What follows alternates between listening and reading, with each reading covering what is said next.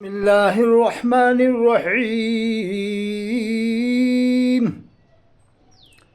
اللہ فرماتا ہے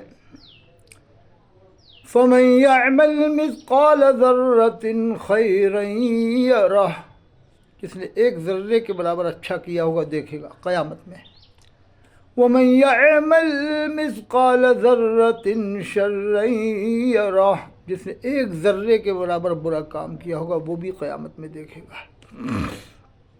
آج چند منٹ آپ بیان سماعت فرمائیں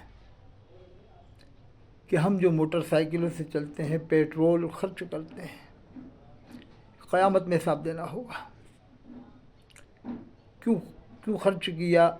اللہ کے یہاں تو ایک ایک چیز کا حساب ہوگا۔ قرآن میں اللہ نے فرمایا جس نے ایک ذرہ اچھا کیا ہوگا دیکھے گا، جس نے ایک ذرہ برا کیا ہوگا وہ بھی دیکھے گا۔ آپ گاڑیوں میں گھومتے ہیں، 4 ویلر میں، یہ سب حساب دینا پڑے گا۔ اور جو آپ خرچ کرتے ہیں دنیا بھر میں، سب کا حساب دینا پڑے گا۔ کہاں خرچ کیا، کیوں خرچ کیا، پیسے کا حساب ہوگا قیامت میں۔ اللہ کے رسول فرماتے ہیں قیامت میں سب سے پہلے نماز کا حساب ہوگا، سب سے پہلے، باقی حساب بعد میں ہوں گے۔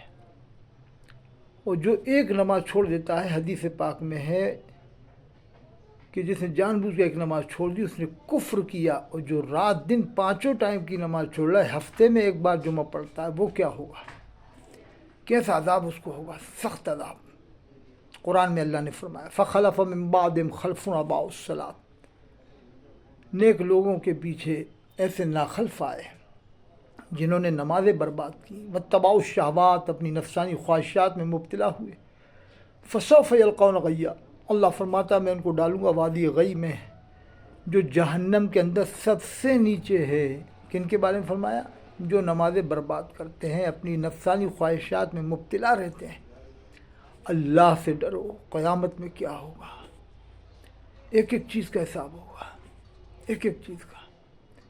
کہاں گئے، کیا کھایا، کیا پیا، کس سے کتنی باتیں کیں، کتنی گپیں لڑائیں، ایک ایک چیز کا حساب ہوگا۔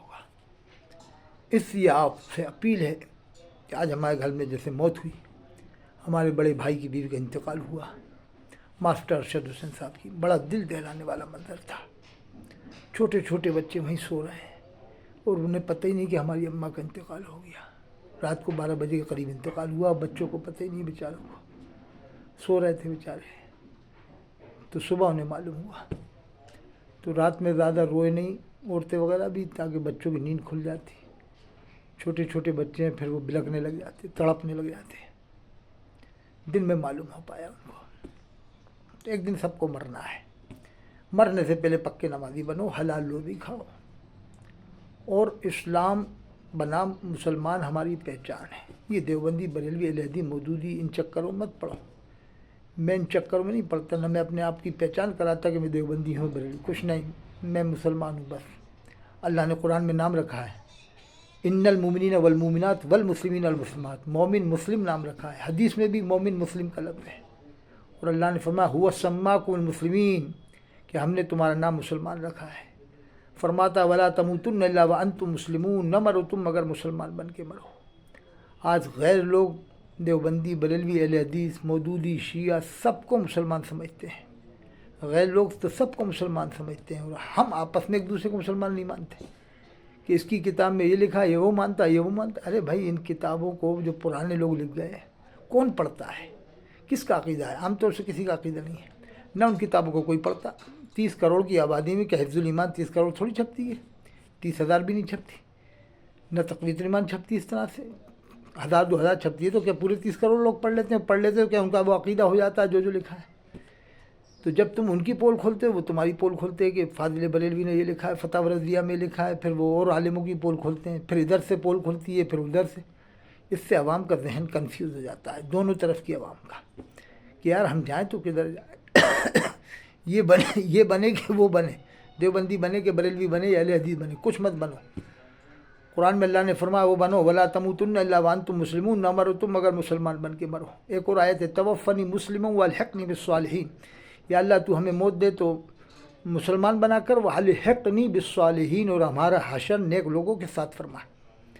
کچھ مت بنو، سیدھے مسلمان بنو، مومن بنو۔ یہ بننے سے کیا فائدہ؟ دیوبند بریلی ایک جگہوں کے نام ہے، ان سے کیوں پہچان کرا رہا ہوں؟ مسلمانوں کو پارٹیشن میں کیوں ڈال رہا ہوں؟ آج نہ ہمارے یہاں IAS ہیں نہ IPS ہیں، بہت کم تعداد.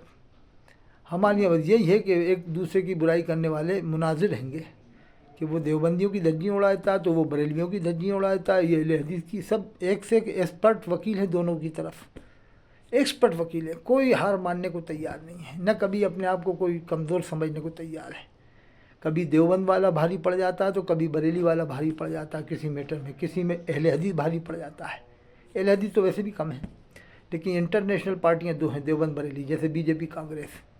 ان دونوں کے اندر کشتی ہوتی ہے، کبھی یہ بھاری ہوتا ہے کبھی وہ بھاری ہوتا ہے، کوئی نہ کوئی پوائنٹ میں دونوں ایک دوسرے پہ بھاری پڑ جاتے ہیں. لیکن تعداد نہ تو ان دونوں کی کہیں ان کی زیادہ کہیں ان کی، نہ تو دیوبندی کو ختم کر سکتے ہو، نہ بریلوی کو، نہ اہل حدیث کو، نہ جماعت اسلامی کو. ہاں کہیں کہیں داؤ چل جاتا ہے تو ان کی کسی کی تعداد بڑھ جاتی ہے. جیسے دیوبند والوں کا داؤ چل جائے گا تو ان کی تعداد بڑھ جائے گی. جیسے بمبئی میں بریلی والوں کا داؤ چل گیا تو دلی میں تعداد بڑھ گئی بریلی والوں کی، علی گڑھ میں بڑھ گئی. جب پہلے دیوبندی تھے وہ بریلوی ہو گئے، جب بریلوی تھے وہ دیوبندی ہو گئے. جس کا جہاں داؤ چلا، جس کا جہاں وکیل جیسے وکالت کر لے گیا، اس سے کوئی فائدہ نہیں ہے. سیدھا اسلام بتاؤ، جیسے آج شیر پنجاب بتا رہا ہے، جو سونے سے تولنے کے لائق امام ہے. یہ اگر جیسے امام 1000 پیدا ہو جائیں گے، 1000 ہو جائیں تو پھر انقلاب آ جائے گا. وہ سیدھا اسلام بتاتے ہیں، نہ دیوبند نہ بریلی نہ اہل حدیث نہ مودود، کسی پارٹی کا نام نہیں، سیدھا اسلام. اللہ نے ان کو مقبولیت بھی دی ہے، حضرت مولانا عثمان صاحب کو. شیر پنجاب جدھر جاتے ہیں جم غفیر ہوتا ہے. وہ لوگ ابھی بھوپال میں آئے تھے 20 تاریخ کو، تو بہت بڑا مجمع تھا، لوگوں نے توجہ سے ان کی بات کو سنا، کیونکہ کسی پارٹی کو نہیں بتاتے، نہ کسی کتاب کی بات بتاتے اس نے یہ لکھا اس نے وہ لکھا، سیدھا اسلام بتاتے ہیں. تو ابھی میں سے کوئی بات نہ کرے، گھر میں موت ہو گئی، یہ دردناک واقعہ ہے. اور مجھ سے وہی بات کرے جو نمازی ہو، پہلے میرے نمبر پہ وہ میسج کرے کہ ہم نماز پڑھنے لگے، تب تم سے بات کرے. میں دو ہی چیزوں پہ زور دیتا ہوں، ایک نماز اور ایک حلال روزی پر. تو نمازی بھی بن جائے جب مجھے فون کرے، بس اللہ ہم سب کو عمل کی توفیق عطا فرمائے.